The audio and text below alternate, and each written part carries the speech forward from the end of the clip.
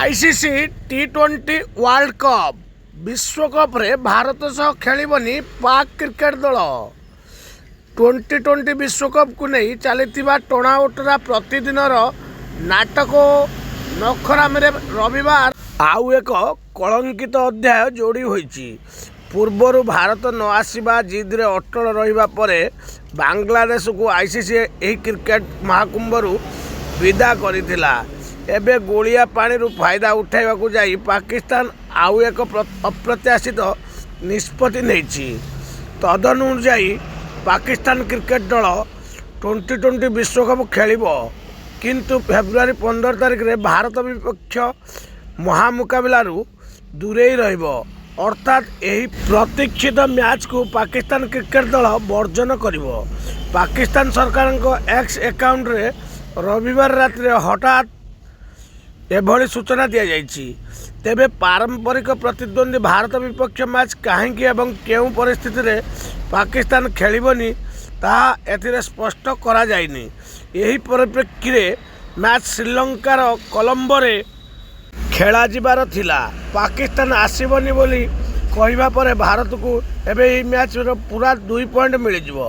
अन्य पक्ष रे पाकिस्तान लो नेट रन रेट प्रभावित हबो।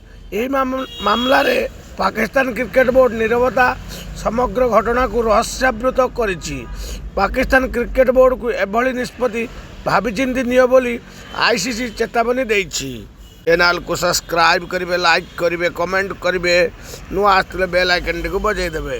पाकिस्तान लो एभली वितर्कित निष्पत्तिर उचित जवाब किंतु भारतीय कनिष्ठ क्रिकेट दल जिम्बाब्वेरू देछि। 19 वर्षरू कम एक दिवसीय क्रिकेट विश्वकप सुपर 6 मैच रे पाकिस्तान को 58 रन हराई केवल ताकू विश्वकप विदा करिनी, ता सहित एशिया कप फाइनाल पराजय प्रतिशोध कड़ा गंडारे नेछि भारतीय दल। सेपटे पाकिस्तान 2020 विश्वकप रे भारत विपक्ष रे खेलिबो नाही बोली निष्पत्ति नेबा पर सबु नजर एबे आईसीसी उपरे रहिछि।